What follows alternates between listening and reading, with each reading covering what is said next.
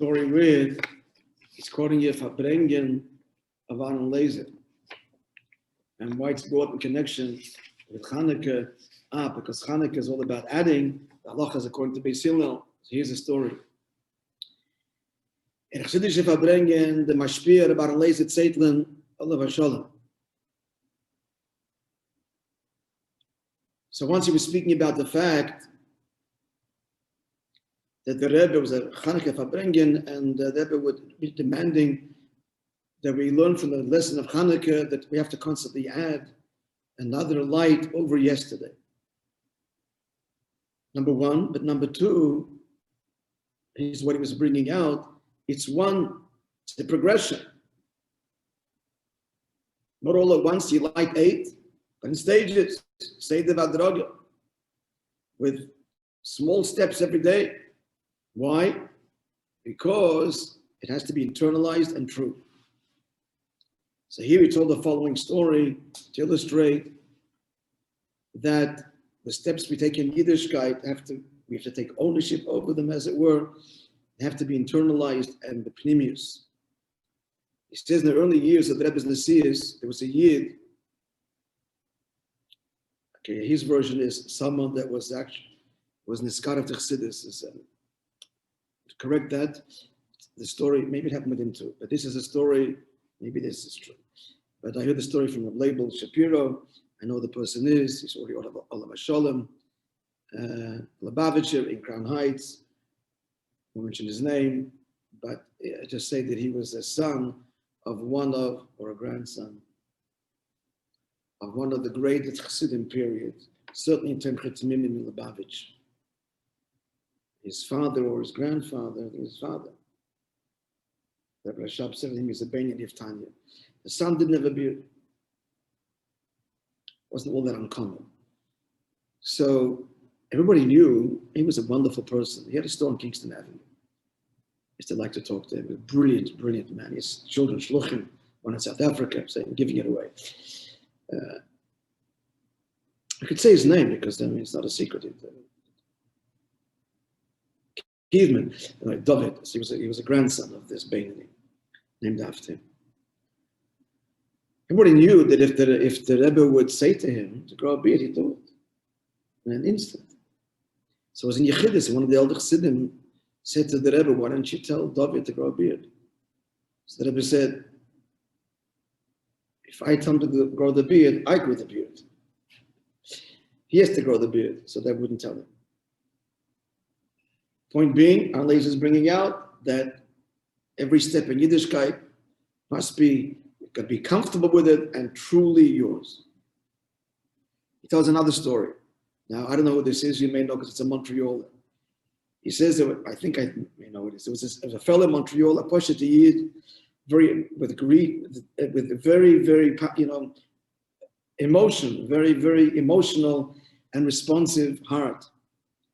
And he was a big Baal Chesed. You come to the Rebbe's Verbringen, and he used to be, I think I know what it is, he was very animated, very emotional, and especially by the Nigunim. By the Nigunim, he couldn't contain himself, and he was singing with great enthusiasm. And the Rebbe would often, indicate to him, and he merited many kiruvim.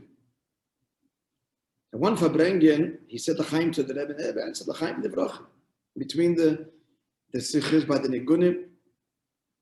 And he was so nisragish, so emotional, that he began to sing with even greater enthusiasm. Now he wanted to say l'chaim again. I guess the next opportunity, he's raising his cup, and the Rebbe is clearly glossing him over. And you see the Rebbe is intentionally, you can see the Rebbe is making eye contact, but not saying l'chaim to him. So he felt very bad. And this was years ago. He was in Yechidus, and he asked the Rebbe why the Rebbe didn't answer l'chaim the second time. The Rebbe said to him, "I saw that you were so excited and moved by the first l'chaim. I was afraid what's going to happen if I'm going to say l'chaim to you a second time." So Rabbi Lezer concludes, it seems that it's the same thing over here. not feed off my simcha, my l'chaim. You're responding to my l'chaim. Certain point, but then it's got to be yours. And I didn't want to artificially, as it were, take you to a place that is not really your simcha. And Laser concludes, he says like this: when people, and it's a general message and a fact of life, when people come close to Yiddishkeit, we find an interesting phenomenon.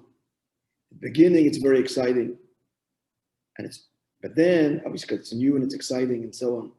But then it cools, and sometimes even to the extent that the person doubts his whole path.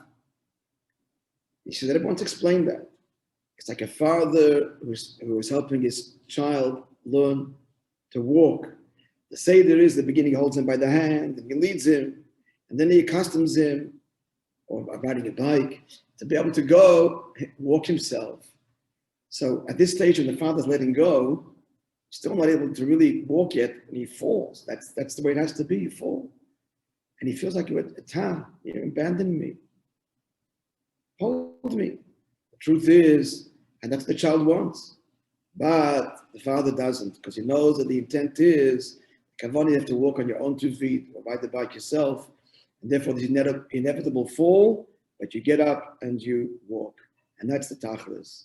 So likewise, in our relationship with Hashem, first when the tshuva begins, or even our childhood, it's all provided for, and it's all provided, and it's supported at every turn by Hashem, really. And it's all very exciting, but Hashem deliberately withdraws. And then there's the inevitable, we feel on our own, and the excitement, the inspiration is gone, because now the inspiration has come from within, and that's greater work.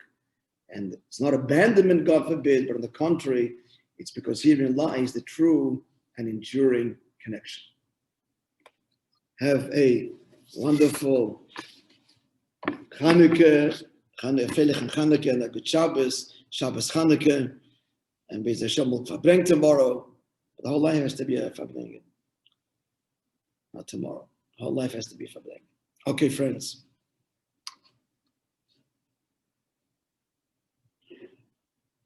All the best to you all. All the very best to you all. Thank you, Rabbi. God bless you. Chaim.